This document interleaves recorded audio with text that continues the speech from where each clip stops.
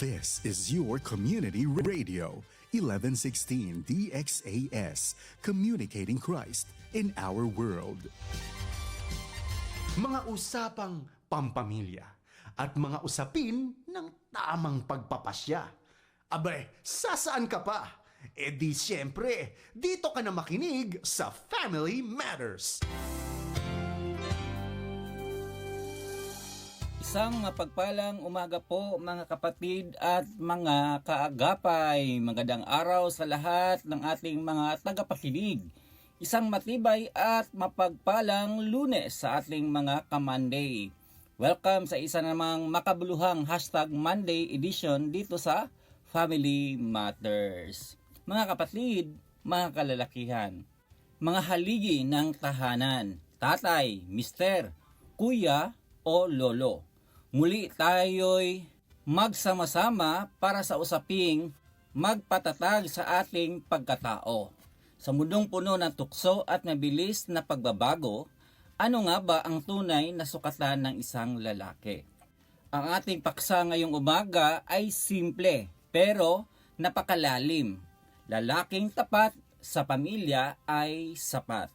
Ako ang inyong Kuya Jerry at samahan niyo ako sa isang oras ng kwentuhang pang-pamilya. Ayan, kumusta po kayo lahat ng mga tatay na nakikinig ngayong umaga, mga kalalakihan. At ngayong umaga, inaanyahan ko po kayong sumali. Sali po kayo sa ating kwentuhan, mag-text sa 0916-296-6625 o mag-comment sa ating FB page. I-click nyo lang ang 1116 DXAS, your community radio. Mga kapatid, mga kalalakihan, para sa inyo, bakit mahalaga ang pagiging tapat sa pamilya? Ayan, at ngayong umaga ay atin po yung tatalakayin. Ang paksang lalaking tapat sa pamilya ay sapat ay isang makapangyarihang pahayag na kumikilala sa integridad ng isang lalaki bilang pundasyon ng isang matatag na tahanan. Hindi lamang ito tungkol sa pag-iwas sa panloloko, kundi tungkol sa buong pagkatao at dedikasyon. Ayan.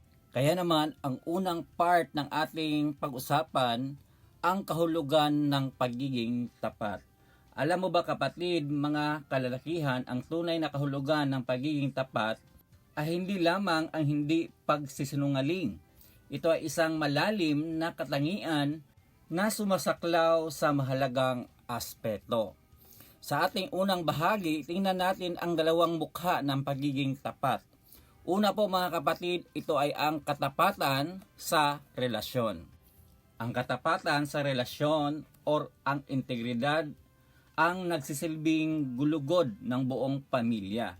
Hindi lang ito tungkol sa pag-iwas sa third party, kundi ang pagpapanatili ng isang malinis na karakter sa harap at sa likod ng inyong mga mahal sa buhay. Kaya naman po mga kapatid, ang integridad ay nagmumula sa salitang ibig sabihin ay buo. Ang isang lalaking may integridad ay hindi hati ang pagkatao, kundi hindi siya iba sa labas at iba sa loob ng bahay.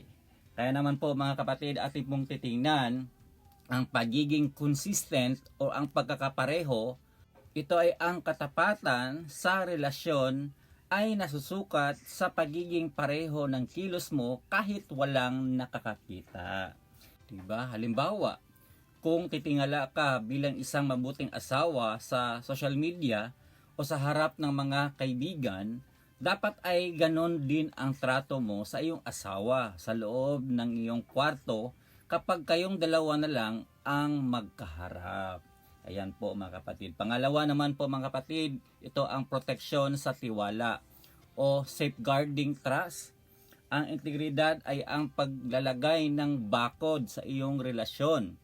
Alam mo ng isang tapat na lalaki kung saan nagtatapos ang pagiging palakaibigan at kung saan nagsisimula ang panunukso.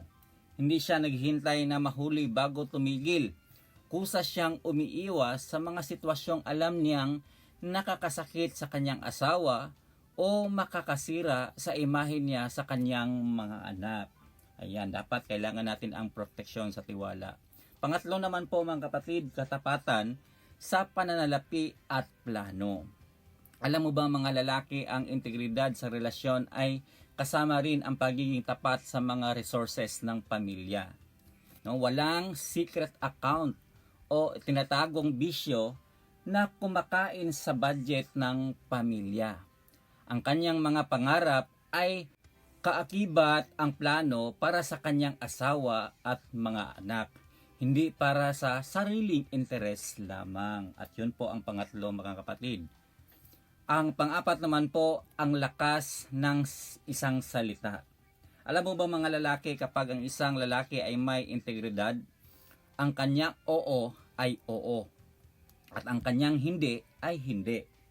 Kapag sinabi niyang nasa trabaho pa ako o uuwi ako ng maaga, yon ang totoo. Ang pagiging tapat sa maliit na bagay ay nagbubunga ng malaking tiwala na nagiging sanligan ng pamilya sa oras ng krisis. Bakit ito sapat para sa mga pamilya o para sa pamilya? Kapag ang lalaki ay may integridad, ang asawa niya ay panatag at ang kanyang mga anak ay may huwaran. Sabi pa nga, a man's character is his children's best inheritance.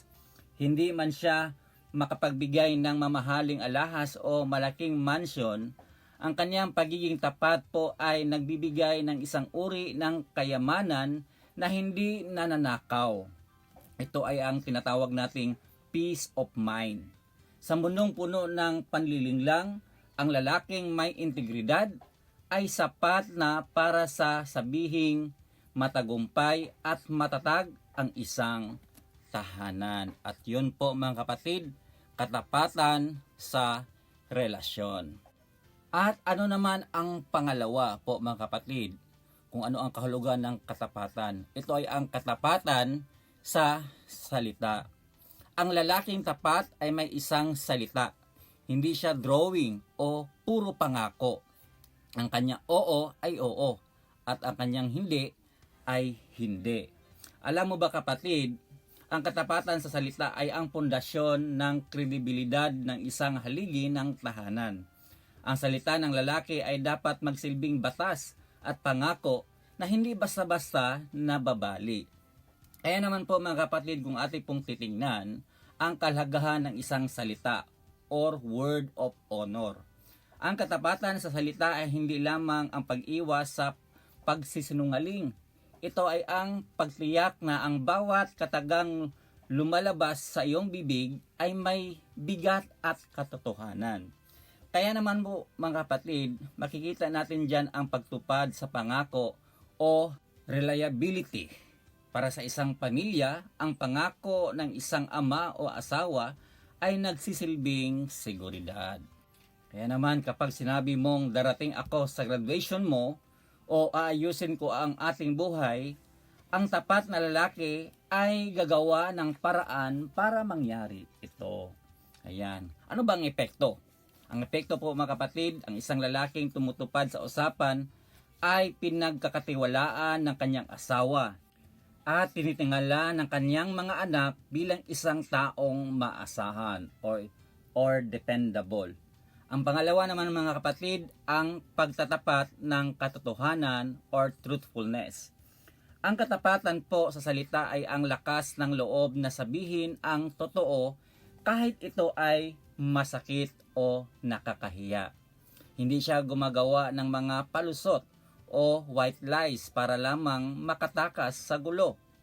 Sa isang relasyon po, ang pagsasabi ng totoo ay ang nag-aalis ng pagdududa. Kapag tapat ang salita ng lalaki, hindi kailangang maging investigador ang asawa dahil ang tiwala ay naitatag na sa pamamagitan ng katotohanan. Ang pangatlo naman, pag-iwas sa double talk o panlilinlang. Ang tapat na lalaki ay hindi mapanlinlang sa kaniyang pakipag-usap. Hindi siya gumagamit ng mabulaklak na salita para lamang makuha ang gusto niya nang walang intensyong panindigan ito.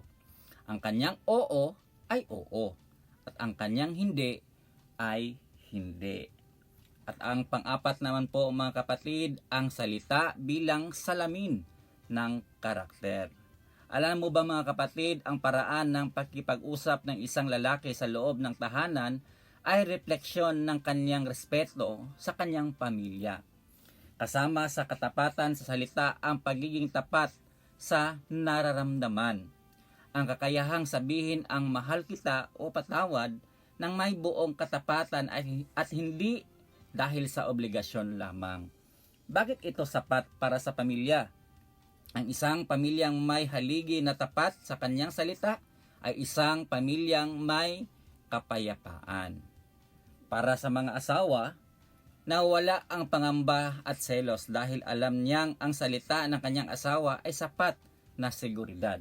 At para naman sa mga anak, natututo silang maging matapat din dahil nakikita nila ang kanilang ama na ang integridad ng salita ay mas mahalaga kaysa anumang material na bagay. Kapatid, tandaan natin, ang lalaking tapat sa kanyang salita ay hindi na kailangan pang sumampa dahil ang kanyang karakter na ang nagsisilbing garantiya. Kapag ang salita ng isang lalaki ay matibay, hindi na kailangan ng pamilya ng maraming paliwanag. Ang kanyang katapatan ay sapat na upang manatiling buo at matatag ang kanilang pagsasama. Ayun po mga kapatid, ang unang part na ating napag-usapan kung ano nga ba ang kahulugan ng pagiging tapat. Tandaan natin, katapatan sa relasyon at katapatan sa salita.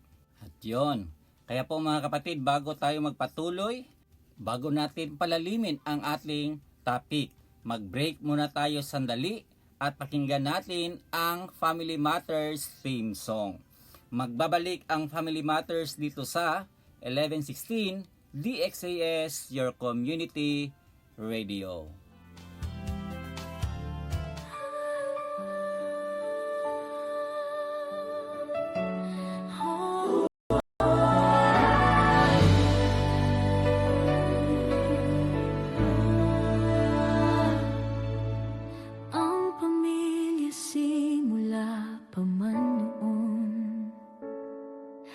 Ang Diyos ang nagbuo at nagdisenyo.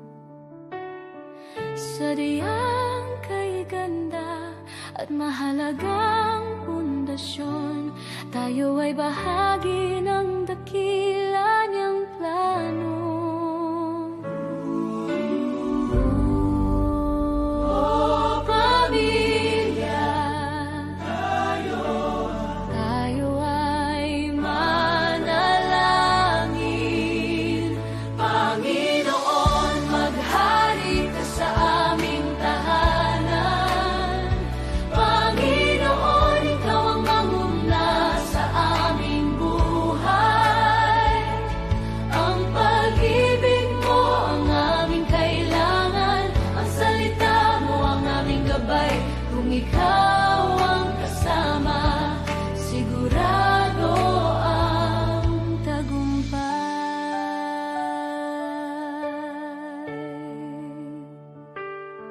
Sa gitna ng pagod at ingay ng mundo, may isang silungan na laging totoo.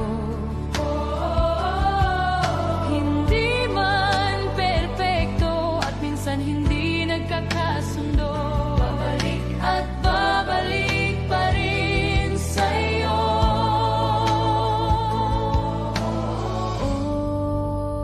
Oh, pamilya, tayo ay manalangin.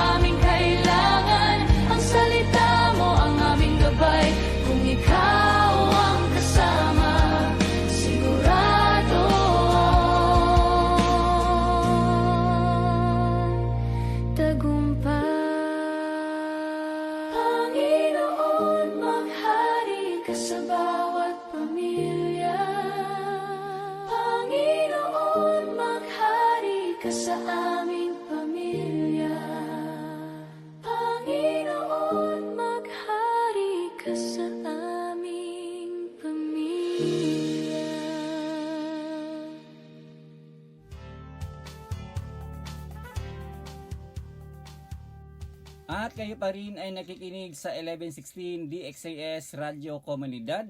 Ito po ang programang Family Matters at ako po ang inyong kasama, Kuya Jerry. Mga kapatid, ang DXAS ay isa sa mga himpilan ng Far East Broadcasting Company at kasapi sa kapisanan ng mga broadcaster ng Pilipinas. Ang FEBC ay isang non-profit, non-commercial, and donor-based radio station. Dahil sa katapatan ng ating Diyos at sa inyong partnership, tayo ay nagpapatuloy sa paghatid ng mabuting balita ni Kristo. Ayan naman, inaanyahan namin kayong maging bahagi ng ating radio ministry. Pakiscan po ang QR code ng ating GCash or bank account para sa inyong donation. Please send us a message para ma-acknowledge po namin ang inyong donation. Maraming salamat po sa inyong partnership and God bless. Ayan, bago muna tayo magpatuloy sa ating part 2, so babatiin muna natin ang ating mga masugid na taga-subaybay. Isang mainit na pagbati sa ating mga online viewers. Hello po sa inyo mga kapatid at sa mga nakatutok sa ating mga radyo. Kung kayo po ay nakikinig dyan sa Zamboanga, sa lahat ng 98 barangays, Basilan, Sulu at Tawi-Tawi. Pati na rin sa ating mga listeners sa buong mundo via live stream. Hello po sa inyo and God bless. Ayan, maraming salamat po sa inyong pakikinig. At syempre, babatiin natin ng mabuti ang ating mga kaibigan dyan, kina Pastor Dondon Abihar at sa aking masugid na taga-subaybay, Pastor Alex Baya. At syempre, ang aking mga kaibigan na nakikinig palagi dito sa Cagayan de Oro. Hello po sa inyo, Pastor Efren, Pastor Jesse, at sa lahat ng mga members na laging nakikinig through online. Hello po sa inyo mga kapatid, naway ang Diyos ay palaging gumagabay po sa inyo. Ayan, at ngayong umaga dadako na tayo sa ating part 2. Matapos nating himayin ang kahulugan ng katapatan sa integridad at sa salita, dadako naman tayo sa pinakapuso ng paksa. Bakit nga ba ang pagiging tapat ay sapat na para sa isang pamilya? Alam niyo po mga kaibigan, mga kapatid, mga kalalakihan, sa mundo kung saan madalas sinusukat ang halaga ng isang lalaki sa laki ng kanyang kita o sa ganda ng kanyang posisyon, ang katapatan ay isang invisible currency o nakatagong kayamanan na higit na nagpatatag sa tahanan. Kaya naman ngayong umaga, narito ang mga dahilan kung bakit ito ay sapat. Una po mga kapatid, katapatan ang pundasyon ng emotional security. Ang pinakamalaking takot sa loob ng isang pamilya ay ang kawalan ng katiyakan or uncertainty. Kapag tapat ang lalaki, binibigyan niya ang kanyang asawa at mga anak ng peace of mind. Hindi kailangang magpuyat sa pag-alala ang asawa at hindi kailangang magtanong ang mga anak kung nasaan ang kanilang ama. Ang kapanatagan ng loob na ito ay mas mahalaga pa sa anumang material na bagay dahil ito ang nagbibigay ng kaligayahan sa bawat araw. Ang pangalawa naman po mga kapatid, ito ay nagbubunga ng respeto o respect over authority. Ang isang ama ay maaaring sundin ng kanyang mga anak dahil sa takot. Ngunit ang isang tapat na ama ay sunusunod dahil sa respeto. Kapag nakikita ng pamilya na ang kanilang haligi ay may integridad, kusa silang humahanga. Ang respetong ito ang nagpapadali sa pagdidisiplina at paggabay sa mga anak. Hindi mo kailangang sumigaw para makinig sila. Ang iyong karakter na tapat ang nagsisilbing boses na nag-uutos sa kanila na gumawa ng mabuti. Ang pangatlo naman po mga kapatid, katapatan bilang pinakamahusay na pamana o ito yung tinatawag natin na legacy. Ang pera po ay nauubos. Tandaan natin, ang ari-arian ay naluluma. Ngunit ang pangalan ng isang tapat na lalaki ay mananatiling malinis habang buhay. Mabita no, magyunay makita nato no. Unsa man gyud ang pinakaimportante sa ipamana sa usa ka lalaki sa ato ang mga susunod na henerasyon. Dili man gud ang ato ang kwarta, dili man gud ang ato ang mga magarang mga sasakyan o anumang mga ari-arian. Pero tumpak ang sinabi dito, ang ating maipamana o ating maipundar na legacy ay ang ating katapatan. Mga kapatid, ang pagiging tapat ay sapat dahil ito ang nagsisilbing blueprint o huwaran ng mga anak sa kanilang paglaki. Tinuturuan mo ang iyong mga anak kung paano maging mabuting tao, asawa, at mamamayan sa pamamagitan lamang ng iyong pamumuhay. Ito ang pamanang hindi mananakaw ng sinuman at dadalhin nila hanggang sa kanilang pagtanda. Pang-apat naman po mga kapatid, katatagan sa gitna ng pagsubok. Lahat ng pamilya ay dumadaan sa krisis. Totoo yan. Dumadaan sa problema sa pera, dumadaan sa pagkakasakit, o dumadaan sa mga pag-aaway. Kung tapat ang lalaki, mas madaling malampasan ang mga ito dahil buo ang tiwala sa isa't isa. Kapag may katapatan, madaling pag-uusapan or pag-usapan ang problema. Walang sisihan dahil alam ng bawat isa na ginagawa ng haligi ng tahanan ang lahat sa abot ng kanyang makakaya nang walang halong panloloko. Mga kapatid, tandaan natin, ang lalaking tapat ay hindi man laging mayaman sa bulsa.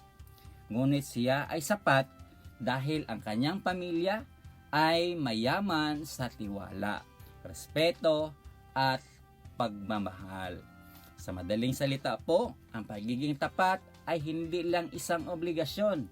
Ito ay isang regalo na nagbubuklod sa pamilya upang mas maging matatag anuman ang dahilan ng bukas. Ayun po mga kapatid. Kaya naman po mga kapatid, dito sa pangalawang punto, bakit ito ay sapat? Dahil tingnan natin ang kapayapaan makikita natin sa tahanan. Ang katapatan po ay nagbubunga ng tiwala. Kung may tiwala ang asawa at anak sa iyo, mas masaya at payapa ang pagsasama. Walang itinatago, walang kinatakutan. Ayun po mga kapatid. Ang kapayapaan sa tahanan ang nagsisilbing bunga o harvest ng pagiging tapat. Kapag ang pundasyon at ang mga dingding, ito ay ating mga salita, ay matatag, ang atmosfera sa loob ng bahay ay nagiging payapa at masaya. Alam mo ba kapatid, ang katapatan bilang isang tagapagdala ng kapayapaan. Dahil ang kapayapaan sa tahanan ay hindi lamang ang kawalan ng pag-aaway. Ito ay ang presensya ng katiwasayan ng loob. Kaya naman baka kapatid, dahil dito nagagawa ng isang tapat na lalaki, una, pag-aalis ng toxic na pagdududa. Ang pinakamalaking kalaban ng kapayapaan po sa isang relasyon ay ang selos at hinala. Kapag tapat ang lalaki, hindi kailangan maging detective ang asawa. Walang password na tinatago. Walang unknown callers na kinatakutan. At walang kwentong hindi nagtutugma. Kaya naman mga kapatid, kung ito po ay ating gagawin, may magandang resulta po. Ang resulta, nawawala ang tensyon. Ang enerhiya na sana ay nauubos sa pag-away o pagbabantay, ito ay nagagamit sa pagmamahalan at pag-aalaga sa mga anak. Yun po mga kapatid.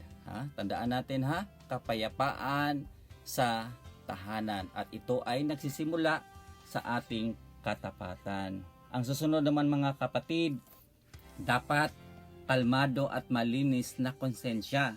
Alam mo ba, ang kapayapaan ay nagsisimula sa mismong lalaki. Ang isang lalaking may itinatago ay laging balisa, madaling magalit, or tinatawag natin na defensive, at laging nagmamadali. Ngunit ang lalaking tapat ay may malinis na konsensya. dahil wala siyang itinatago.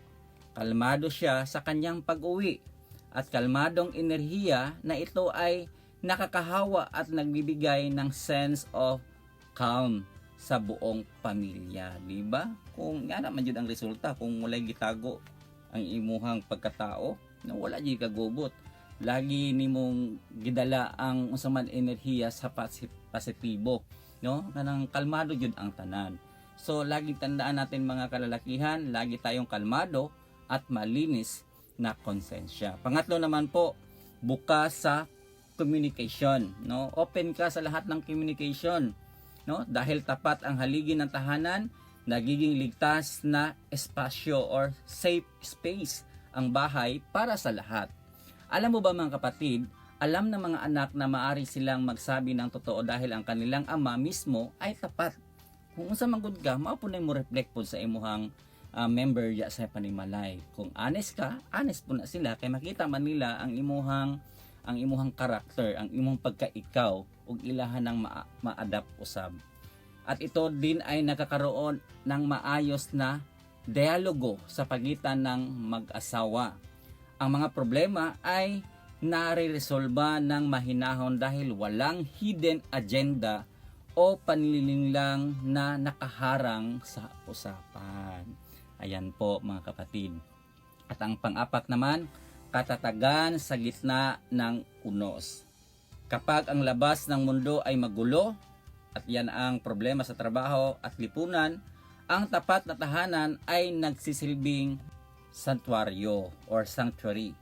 Ang kapayapaang dulot ng katapatan ay nagsisilbing shock absorber. Alam ng pamilya na kahit anong mangyari sa labas, matatag at tapat ang kanilang sanligan sa loob. Alam mo ba kapatid, kung ang lalaki ay tapat sa kilos, tapat sa salita at tapat sa pera, no? Ito ay makikita mo din sa iyong pamilya.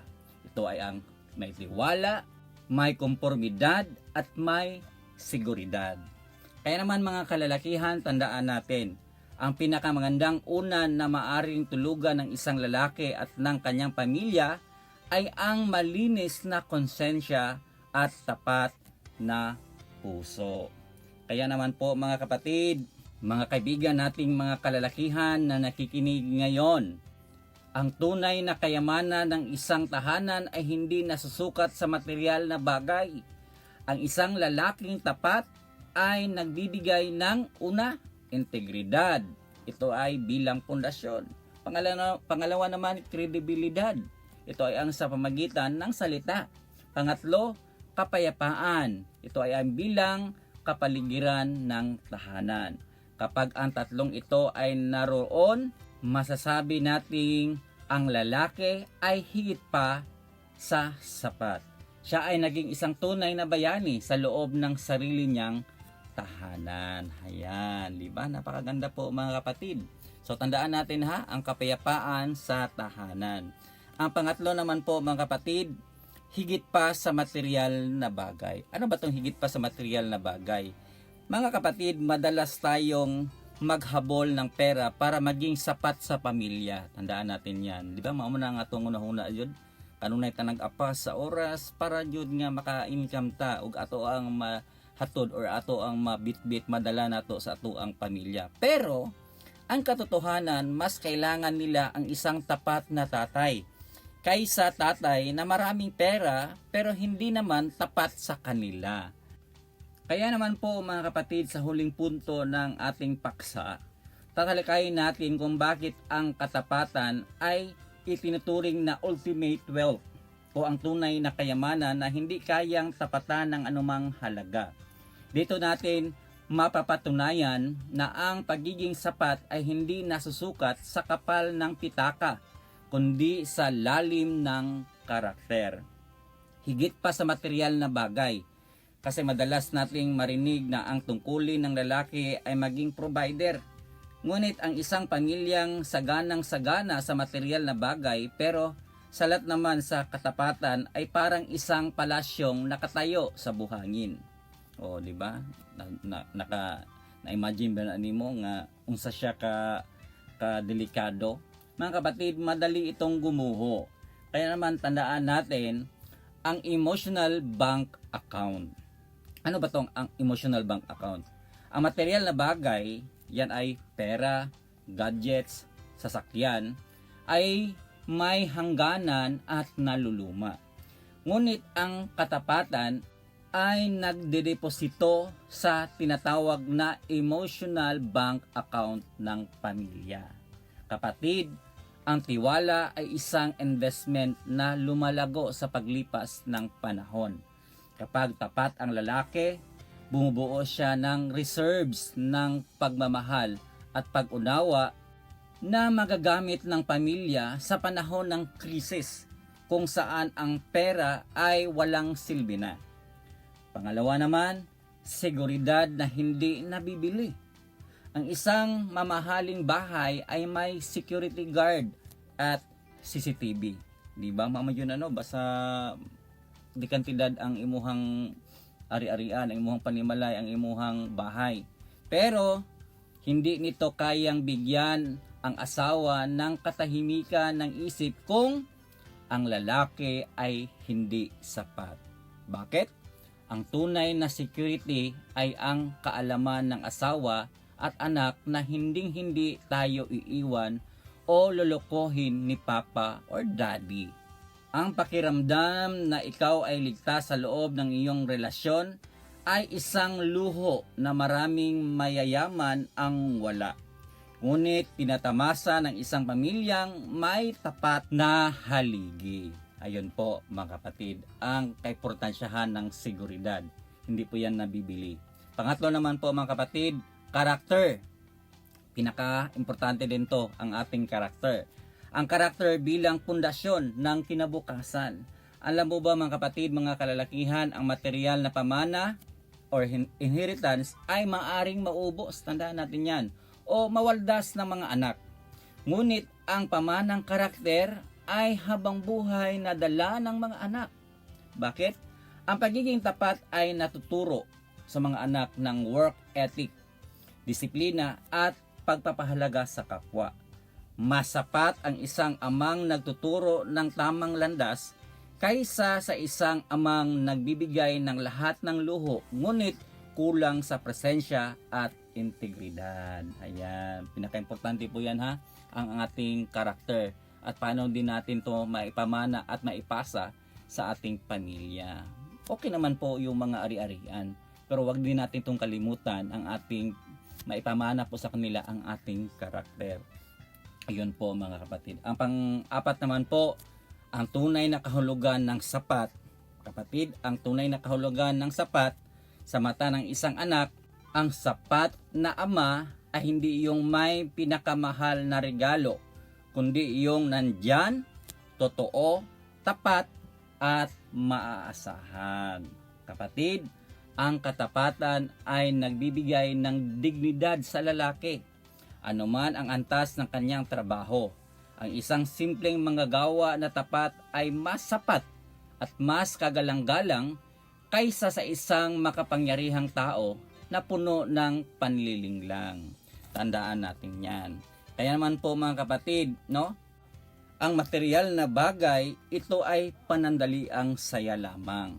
Ang material na bagay, ito ay kayang manakaw o mawala. Ang material na bagay, ito ay nagbibigay ng ginhawa sa ating katawan. Ang material na bagay, ito ay maaring mapalitan. Ngunit ang katapatan ng lalaki, ito ay pangmatagalang kaligayahan. Ang katapatan ng lalaki, ito ay imposibleng manakaw at nanatiling legacy. Ang katapatan ng lalaki, ito ay nagbibigay ng kapayapaan sa kaluluwa. At ang panghuli po mga kapatid, ang katapatan ng lalaki, ito ay walang katumbas at hindi mapapalitan. Ayan po. Kaya naman mga listeners natin ngayong umaga, espesyalmente sa ating mga masugid na nakikinig mga lalaki. Tandaan natin, ang isang tapat na lalaki ay ang pinakamayamang tao sa mundo. Dahil ang kanyang kayamanan ay hindi nakatago sa bangko, ngunit nakaukit sa puso ng kanyang asawa at mga anak. Diba? Napakaganda naman mga kapatid. So tandaan natin to ha. At syempre, atin pong isabuhay po natin. Kaya naman mga kapatid, ang katapatan ay hindi lamang isang ideya. Tandaan natin. Ito ay isang disiplina na ginagawa araw-araw. Dapat po mga kapatid, sa araw-araw, maging open book po tayo or kanabang transparency ta kanunay. No, ang katapatan kasi ay nagsisimula sa kawalan ng lihim, no? Huwag magtago ng mga password sa cellphone o social media sa iyong asawa. Hindi dahil kailangan kanyang bantayan, kundi dahil wala kang itinatago. So maging tapat sa iyong kinaroroonan at sa mga taong kasama mo. Pangalawa naman, to pa rin ang mga small promises. Ang malaking tiwala ay nabubuo mula sa maliit na pangako. Kung sinabi mong uuwi ka ng alas 6 ng hapon or gabi para maghapunan, gawin mo ang lahat para makauwi sa tamang oras. Kung sinabi mong aayusin mo ang gripo sa Sabado, gawin mo ito. Ang pagtupad po mga kapatid sa maliit na bagay ay nagpapatunay na ang salita mo ay mahalaga. Tandaan din natin maging tapat sa pananalapi. Ang pera po ay madalas pagmulan ng away. Ang tapat na lalaki ay katuwang ng asawa sa pag-budget. Magkaroon ng regular na pag-uusap tungkol sa kita at gastos. Iwasan ang pagkaroon ng malaking gastusin na hindi alam ng asawa. Ang katapatan mga kapatid sa pera ay nagpapakita ng respeto sa paghihirap ng bawat isa. At ito din, tandaan natin, aminin ang pagkakamali. No? Ang pagiging tapat ay kasama ang pag-amin kapag ikaw ay nagkakamali or nagkamali. Huwag gumamit ng palusot o manisi ng iba kapag may nagawang mali. Ang pagsasabi ng pasensya na, mali ako, at susubukan kong ayusin ito ay mas kagalang-galang kaysa isang matalinong pagsisinungaling. Nadainong matalinong pagsisinungaling kahawag ikang palusot ba? At ang panglima naman po mga kapatid, no, mga lalaki, iwasan ang compromising situations. No, ang tapat na lalaki ay matalino. No, tayong mga lalaki matalino. Alam niya kung kailan dapat umiwas. Huwag ilagay ang sarili sa sitwasyong madaling pagdudahan. Halimbawa, pakipag-chat ng pribado sa ibang babae o paglabas ng kaming dalawa lang. Ang pag-iwas sa tukso ay hindi kahinaan po, mga kapatid, kundi tanda ng mataas na respeto sa iyong pamilya. Ayan, napakaganda naman po mga kapatid. Kaya naman mga kapatid, sa umagang ito, para sa mga haligi ng tahanan, isang pagpupugay po sa inyo. Bakit? Hindi madali ang maging tapat. Sa mundong madalas ay mas pinapaboran ang diskarte kaysa integridad. Ngunit tandaan mo po mga kapatid, ang iyong katapatan ay makapangyarihan. Maaring hindi mo nakikita agad ang bunga, ngunit sa bawat oras na pinipili mong maging tapat, nagtatayo ka ng isang kuta o isang fortress na hindi kayang tapatan ng anumang bagyo. Kanabang pader, mura ra kang nagtukod kag pader di ay kung imuhang gi priority yun ang kanang pagkamantinod anon kanang integridad. Ano man, ang iyong katapatan po ay gumagawa ng gumagawa sa iyong asawa na maging panatag at sa iyong mga anak na maging matapang. Kanabang ligon, solid siya. No? Hindi kakailangan maging perpekto para maging sapat. Mga kapatid, maraming lalaki ang napipressure na ibigay ang lahat sa luhon sa mundo. Pero sa huli, ang hinahanap ng pamilya ay hindi perpektong buhay. Tandaan natin, kundi isang totoong tao. Ang iyong presensya at integridad ay sapat na para tawagin kang best papa or best husband. Ang iyong silent sacrifices ay nakikita. Alam naming mahirap tumanggi sa tukso. Mahirap aminin ang pagkakamali. At mahirap panindigan ang tama kapag walang nakatingin. Ngunit ang mga sandaling iyon ang tunay na sukatan ng iyong kabayanihan.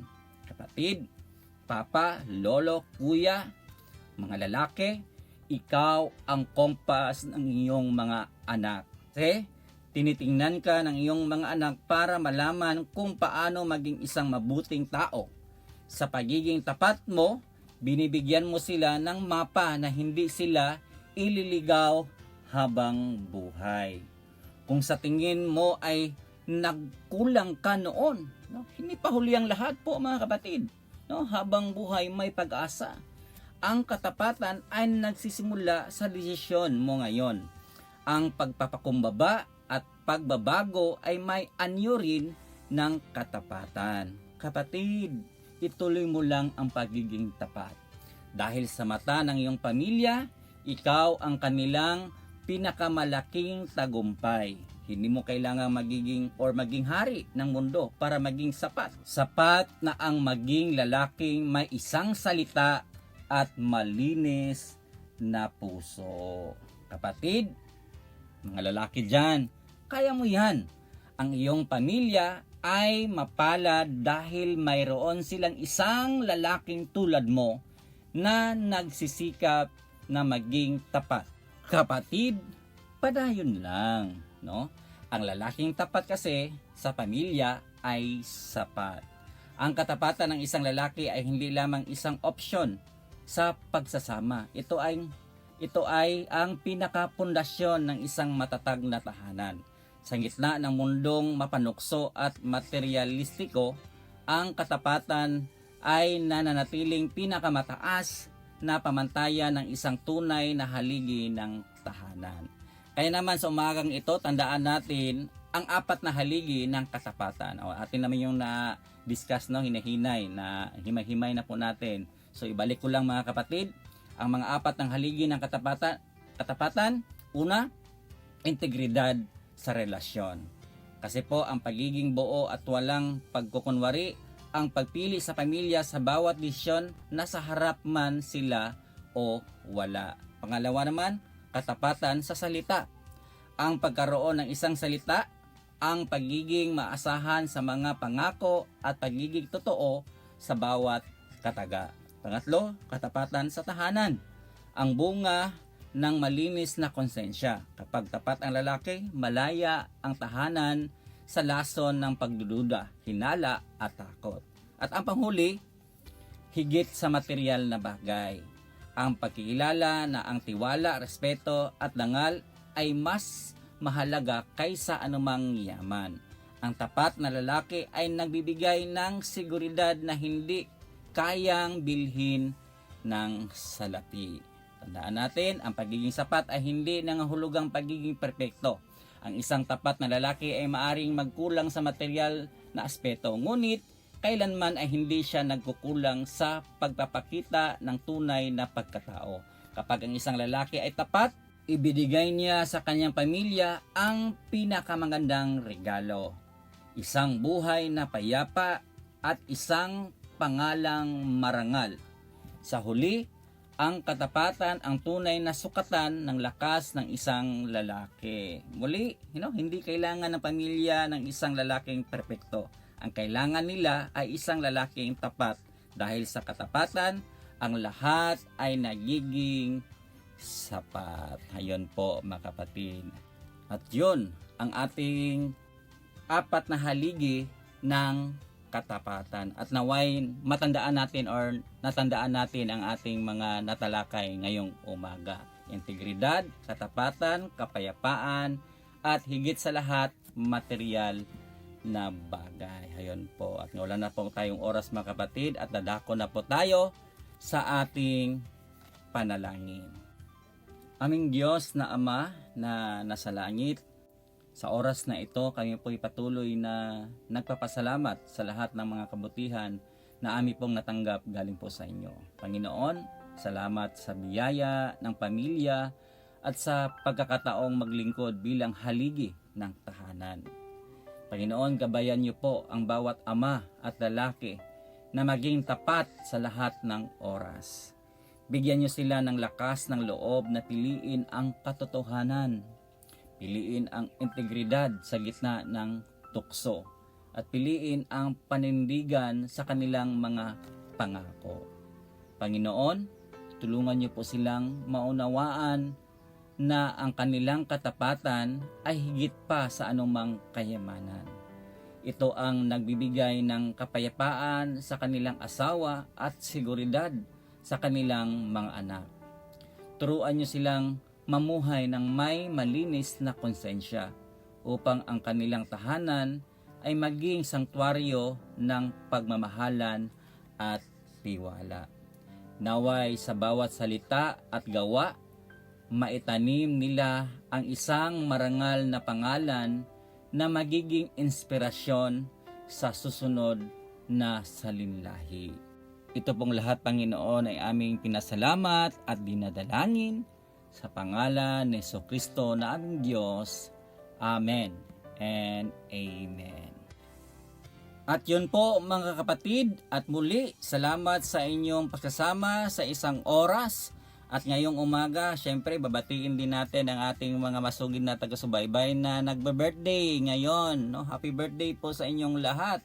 At syempre naman mga kapatid, hindi na natin kalimutan din ang ating mga kuya. Salamat po sa ating mga technicians, kina Kuya Romel Paulino at Rolando Alfonso. Abangan ang susunod na programang Radyo Singkauman kasama si Otto Mubin. At tuwing alas 9:30 ng umaga, Lunes hanggang Sabado, mapapakinggan ang Family Matters. Muli po mga kapatid, ako po si Kuya Jerry. Ang Family Matters ay kasama nyo sa pagtataguyod ng pamilyang Pilipino. Muli, God bless and bye-bye.